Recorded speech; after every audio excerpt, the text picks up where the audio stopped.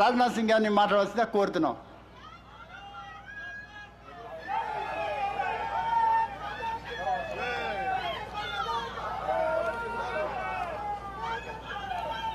बोलिए भारत माता की.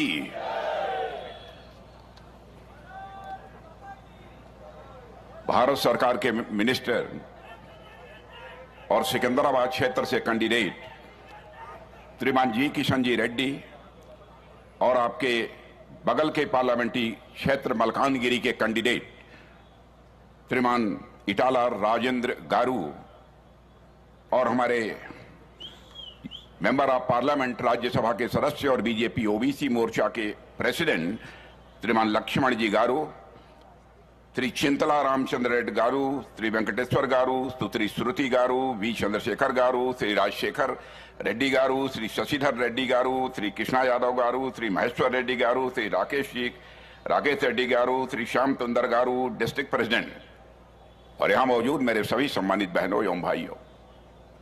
मेरे बहनों भाइयों, आज आपके बीच में आया हूं तो जी किशन रेड्डी को अपनी हार्दिक शुभकामनाएं देने के लिए आप सभी के बीच में आया. जब मैं युवा मोर्चे का राष्ट्रीय अध्यक्ष था तो हमारी उस टीम में हमारे जी किशन रेड्डी मंत्री के रूप में भूमिका निभा रहे थे और बहुत ही प्रभावी भूमिका निभा रहे थे. भारत सरकार में मंत्री रहते हुए जिस तरीके से जी किशन रेड्डी ने अपनी जिम्मेदारी को निभाया है उससे आप सभी अच्छी तरह परिचित हैं. यहां का मेंबर ऑफ पार्लियामेंट होते हुए अपनी पार्लियामेंट्री कॉन्स्टिट्यूएंसी का डेवलपमेंट कैसे हो सकता है, जिस हद तक जाकर इन्होंने जी किशन रेड्डी गारू ने किया है उसकी जितनी भी सराहना की जाए उसके लिए मैं इन्हें आप सबकी तरफ से भी अपनी तरफ से हार्दिक बधाई देता हूं.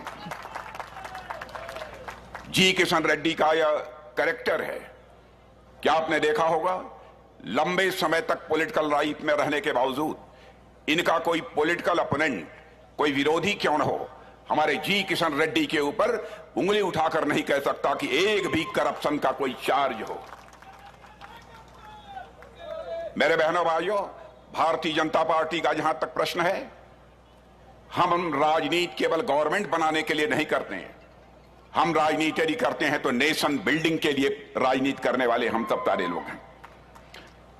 और जहां तक तेलंगाना का प्रश्न है, मैं जानता हूं यह गेटवे ऑफ साउथ इंडिया है. तेलंगाना राज्य जो बना है इसका श्रेय केवल बीआरएस को नहीं है. मैं जानता हूं सैकड़ों लोगों ने तेलंगाना राज्य बनाने के लिए अपना बलिदान दिया है, अपने प्राणों को न्यौछावर किया है. उसके बाद यहां पर बीआरएस की गवर्नमेंट बनी है और बीआरएस ने जिस तरीके से उस गवर्नमेंट ने करप्शन को बढ़ावा दिया है, जनता की गाढ़ी कमाई को लूटा है. बहनों भाइयों, जिन लोगों ने तेलंगाना राज्य बनाने के लिए बलिदान दिया है उनकी आत्मा उन्हें कभी माफ नहीं करेगी. क्या कारण है?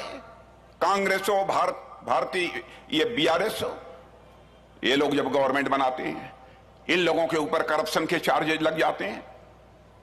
कांग्रेस के बारे में भी आपने देखा होगा, जब जब सेंटर में कांग्रेस की गवर्नमेंट बनी है उन लोगों के ऊपर करप्शन के सीरियस चार्जेज लगे, यहां तक कि उनके मिनिस्टर्स को भी जेल की हवा खानी पड़ी है. लेकिन चाहे हमारे आदरणीय अटल बिहारी वाजपेयी जी की सरकार रही हो, चाहे आज मोदी जी की सरकार है, भारत नहीं कोई दुनिया का कोई भी व्यक्ति उंगली उठाकर नहीं कह सकता कि हमारी बीजेपी लेड गवर्नमेंट के ऊपर एक भी करप्शन का चार्ज हो. गवर्नमेंट कैसे चलाई जाती है, गवर्नमेंट कैसे चलाई जाती है, इसकी कला यदि किसी को आती है तो भारतीय जनता पार्टी को आती है. बहनों भाइयों, हमारे मोदी जी के नेतृत्व में हमारा देश कितनी तेजी के साथ आगे बढ़ रहा है. भारत का स्टेचर, भारत का कद सारी दुनिया में बढ़ा है. पहले इंटरनेशनल फोरम पर भारत कुछ बोलता था तो भारत की बातों को जिस गंभीरता पूर्वक लिया जाना चाहिए नहीं लिया जाता था, लेकिन आज इंटरनेशनल फोरम पर भारत कुछ बोलता है, दुनिया कान खोलकर सुनती है कि भारत बोल क्या रहा है. यह भारत की हैसियत सारी दुनिया में बनी है.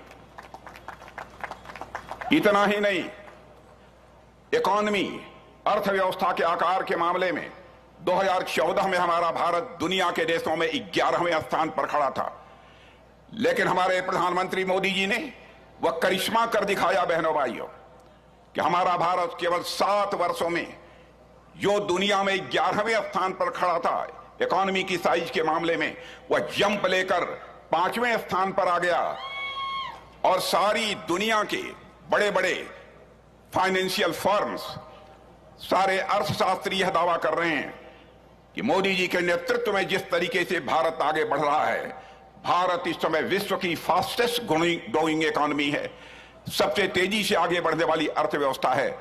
ऐसे ही भारत आगे बढ़ता रहा तो 2027 यानी 2027 आते आते हमारा यह भारत दुनिया की टॉप 3 कंट्रीज में खड़ा हो जाएगा। यह गवर्नमेंट कैसे चलाई जाती है, इसकी कला यदि किसी को सीखनी हो तो हमारी गवर्नमेंट से सीख सकता है, हमारे प्रधानमंत्री से सीख सकता है। मैं कांग्रेस की याद दिलाना चाहता हूं, farmer reserve bank of India के चेयरमैन मिस्टर सुब्बा राव ने एक पुस्तक लिखी है। उन्होंने लिखा है कि कांग्रेस की गवर्नमेंट में इकॉनमी की हालत जैसी थी वैसी थी, लेकिन उनकी इकॉनमी, उनकी अर्थव्यवस्था ठीक तरीके से आगे बढ़ रही है। एक रोजी पिक्चर, एक गुलाबी पिक्चर उसकी पेश करने के लिए बराबर उनके ऊपर दबाव डाला जाता था। बहनों भाइयों, झूठ बोलकर जनता को गुमराह करके सरकार नहीं चलाई जा सकती।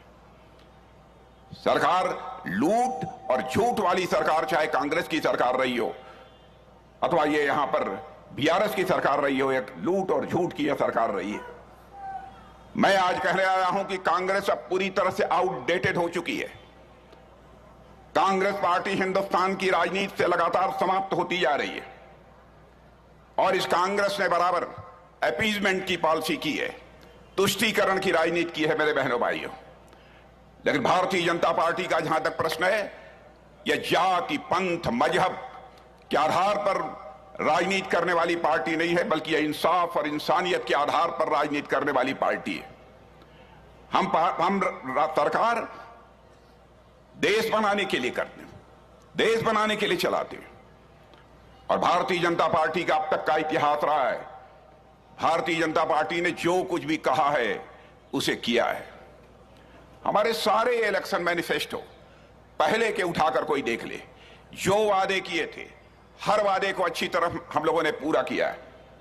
2014 का ही इलेक्शन मैनिफेस्टो कोई उठाकर देख ले, हम लोगों ने कहा था कि हमारी सरकार आएगी तो अयोध्या की धरती पर भव्य राम का मंदिर बनने से दुनिया की कोई ताकत हमें रोक नहीं पाएगी। आपने देखा कि अयोध्या की धरती पर भव्य राम का मंदिर बन गया। हमारे प्रधानमंत्री ने 22 जनवरी को उसकी प्राण प्रतिष्ठा कर दी है। और मुझे तो लगता है बहनों भाइयों, अब इस देश में राम राज्य आने का संकेत भी हमको मिल चुका है, मेरा पक्का विश्वास है। हम लोगों ने कहा था कि जम्मू कश्मीर की आर्टिकल 370, जिसके तहत जम्मू कश्मीर को स्पेशल स्टेटस प्राप्त है, हम उसको समाप्त करेंगे। आपने देखा कि डंके की चोट पर पार्लियामेंट में बहुमत मिलते ही हम लोगों ने आर्टिकल 370 को समाप्त कर दिया और जम्मू कश्मीर का आज वही स्टेटस है जो हिंदुस्तान के अन्य राज्यों का स्टेटस है। हम लोगों ने कहा था हम ट्रिपल तलाक समाप्त करेंगे, ट्रिपल तलाक की व्यवस्था को समाप्त कर दिया। लोग ये कहते हैं कि अब मुस्लिम समाज के धर्म के मामले में यह गवर्नमेंट कैसे हस्तक्षेप कर सकती है। बहनों भाइयों, चाहे कोई हिंदू हो, चाहे मुसलमान हो, चाहे ईसाई हो, चाहे पारसी हो, चाहे किसी भी धर्म का मानने वाला कोई क्यों न हो, हर धर्म को मानने वाली माता, बहन, बेटी हमारी भी माता, बहन और बेटी है। यदि उसके साथ कोई जुल्म होगा तो हमारी पार्टी सदैव उसके साथ खड़ी रहेगी।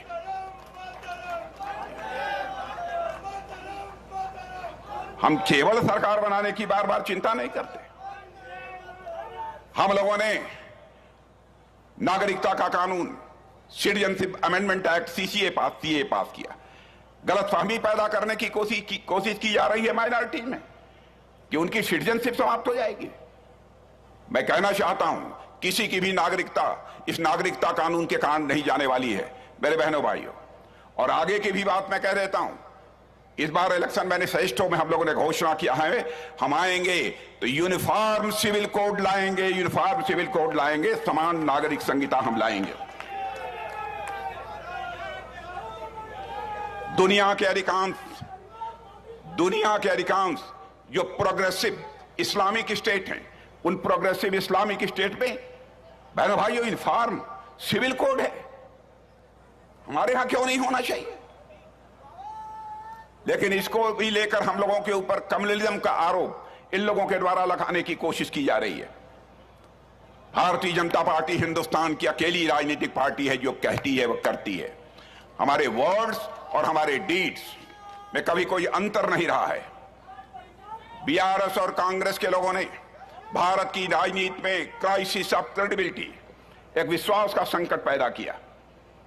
उस क्राइसिस ऑफ क्रेडिबिलिटी, उस विश्वास के संकट को चैलेंज के रूप में किसी ने स्वीकार किया है तो भारतीय जनता पार्टी ने स्वीकार किया है। हमारा कैरेक्टर है। आज भारत और भारत के प्राइम मिनिस्टर मोदी जी का स्टेचर, कद कोई देखे तो रशिया और यूक्रेन के बीच युद्ध चल रहा था।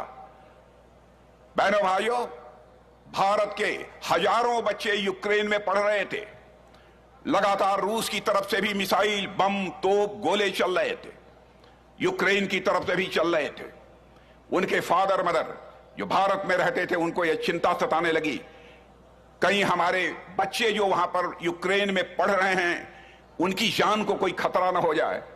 उनका डेलीगेशन हमारे प्रधानमंत्री जी से मिला और यह कहा, मोदी जी चाहे जैसे भी हो यूक्रेन से हमारे बच्चों को बाहर निकालिए। हमारे प्रधानमंत्री ने चटपट रूस के राष्ट्रपति मिस्टर पुतिन से बात की और यूक्रेन के राष्ट्रपति मिस्टर जेलेंस्की से बात की।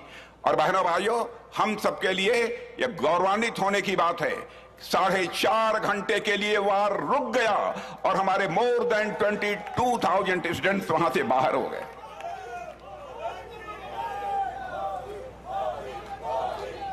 और हम लोगों के ऊपर रिलीजन के आधार पर भेदभाव, रिलीजन के आधार पर डिस्क्रिमिनेशन का आरोप यह लगाया जाता है। मैं बतलाना चाहता हूं आरोप लगाने वालों को,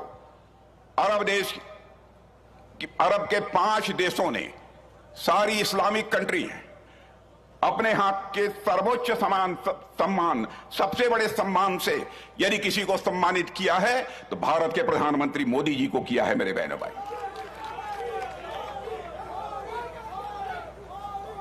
जब भी कांग्रेस की गवर्नमेंट बनी है, चाहे नेहरू जी रहे हों, चाहे इंदिरा जी रही हों, राहुल जी रहे हों, बराबर इन लोगों ने कहा कि हम देश की जनता को गरीबी से बाहर करेंगे। देश की जनता को गरीबी से बाहर नहीं कर पाए, देश की गरीबी नहीं समाप्त हो गई। लेकिन 8 वर्षों के अंदर ही हमारे प्राइम मिनिस्टर ने, बहनों भाइयों, इसे हिंदुस्तान के 25 करोड़ लोगों को गरीबी रेखा से बाहर करने में कामयाबी हासिल की है। यह कोई छोटी मोटी उपलब्धि नहीं है। देश में तेजी के साथ डिजिटल ट्रांजैक्शन हो रहा है। डिजिटल इंफ्रास्ट्रक्चर देश में कितनी तेजी के साथ बढ़ा है आप सभी अच्छी तरह जानते हैं। दुनिया में जितना डिजिटल ट्रांजैक्शन होता है उसका 46% अकेले डिजिटल ट्रांजैक्शन यदि कहीं होता है तो भारत में होता है। यह है भारत की ताकत। भारत इतनी तेजी के साथ आगे बढ़ रहा है। जो भी हम लोगों के कमिटमेंट से, जो हम लोगों के वादे थे, हर वादे को हम लोगों ने पूरा किया है। बड़ी संख्या में यहां पर बहनें भी दिखाई दे रही हैं। मैं उनसे कहना चाहता हूं, बराबर कांग्रेस ने वादा किया है, हम आएंगे पार्लियामेंट में, असेंबली में महिलाओं को हम 33% का रिजर्वेशन देंगे। इस काम को 30 वर्षों तक वह नहीं कर पाए। पहली बार नारी शक्ति बंधन अधिनियम के माध्यम से माताओं बहनों को संसद के अंदर और साथ ही साथ असेंबलीज में 33% का पार्टिसिपेशन देने का डिसीजन यदि किसी ने कराया है तो हमारे प्राइम मिनिस्टर मोदी जी ने कराया है। बहनों भाइयों, हम लोग अपीजमेंट की पॉलिसी करने वाले लोग नहीं हैं। हम लोग इंसाफ और इंसानियत की पॉलिटिक्स करने वाले लोग हैं। वाइब्रेंट स्टार्टअप कल्चर भी हम लोगों ने प्रारंभ किया है। वर्ल्ड क्लास इंफ्रास्ट्रक्चर, पहले सड़कें, हाईवेज, बामुश्किल 8-9 किलोमीटर बनते थे। आज हम 38 से लेकर 40 किलोमीटर रोड्स पर डे बना रहे हैं। किसी भी क्षेत्र में देख लीजिए, इंफ्रास्ट्रक्चर के मामले में भारत ने करिश्मा किया है मेरे बहने भाई। डिफेंस का जहां तक सवाल है, इस देश का रक्षा मंत्री हूं, मैं कहना चाहता हूं, रहा होगा कभी दुनिया की यह धारणा भारत एक कमजोर भारत है, लेकिन आज मैं कह रहा हूं रक्षा मंत्री के नाते बहनों भाइयों कि हमारे प्रधानमंत्री मोदी जी के नेतृत्व में हमारा भारत अब यह कमजोर भारत नहीं रहा है, दुनिया का यह ताकतवर देश बन चुका है, एक मजबूत यह देश बन चुका है। अब भारत की धरती पर ही हम भारतवासियों के हाथों से अपनी टेक्नोलॉजी से तोप, बम, गोले, मिसाइल, टैंक, यह सब सारी चीजें तैयार कर रहे हैं। कांग्रेस के शासनकाल में केवल 600 करोड़ का एक्सपोर्ट होता था, हम लोगों ने 21,000 करोड़ 21,000 करोड़ का एक्सपोर्ट किया है। यह है हमारे भारत की ताकत। इसलिए आज मैं कहने आया हूं, आप लोग घर घर जाइए, लोगों के पास जाइए। आप सब सौभाग्यशाली हैं कि जी किशन रेड्डी जैसा आपको कैंडिडेट मिला है बहनों भाइयों, बहुत ही सौभाग्यशाली हैं। जी किशन रेड्डी ने लंबे समय तक हमारे साथ काम किया है। इन जनरल में नॉमिनेशन की मीटिंग्स में नहीं जाता हूं, लेकिन जी किशन रेड्डी ने इच्छा व्यक्त की तो मैंने कहा किशन रेड्डी आपके लिए मैं आऊंगा और अपनी शुभकामनाएं मैं दूंगा।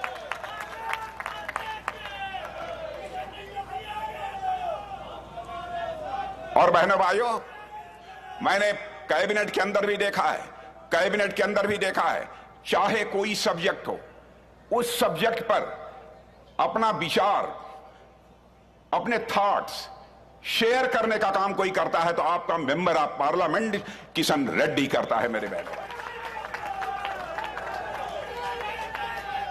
इसलिए मैं कहना चाहता हूं कि अब तक जितने वोट से आपने हमारे जी किशन रेड्डी को विजय दिलाई है बहनों भाइयों, उससे कम से कम 3 गुना मतों से हमारे जी किशन रेड्डी को चुनकर आप पार्लियामेंट में भेजिए, अपील करने आया हूं। और ध्यान रखिएगा, आपके बगल की पार्लियामेंट्री कॉन्स्टिट्यूंसी मलकानगिरी, आपके बगल की कॉन्स्टिट्यूंसी है मलकानगिरी, इटेला राजेंद्रन जी हमारे कैंडिडेट हैं। आप जानते हैं हमारे इटेला राजेंद्रन जी को, एक अच्छे ओरेटर हैं और इस यहां पर तेलंगाना में फाइनेंस मिनिस्टर के रूप में बहुत ही इफेक्टिव रोल प्ले किया। लेकिन जब उन्होंने देखा कि तेलंगाना गवर्नमेंट पूरी तरह से करप्शन में डूबी हुई है, तो हमारे इटेला राजेंद्र ने बीआरएस गवर्नमेंट को ठोकर मार दिया, उसको त्याग पत्र देकर भारतीय जनता पार्टी की सदस्यता स्वीकार की है। इसलिए मैं आप सबसे यही अपील करने आया हूं कि हमारे जी किशन रेड्डी जी को और इटेला राजेंद्रन जी को भारी मतों से विजय दिलाकर आप पार्लियामेंट में भेजिए। इन्हीं शब्दों के साथ आप सबको बहुत बहुत धन्यवाद, क्योंकि अब 12-15 का समय हो गया है, अब नॉमिनेशन के लिए भी हमारे जी किशन रेड्डी को जाना है। इसलिए जल्दी में मैं यहीं पर अपनी बातें समाप्त करता हूं और फिर से मैं जी किशन रेड्डी को अपनी हार्दिक शुभकामनाएं देता हूं। और एक बार सारे लोग हाथ उठाकर आप बोलिए, भारत माता की, भारत माता की। बहुत बहुत धन्यवाद।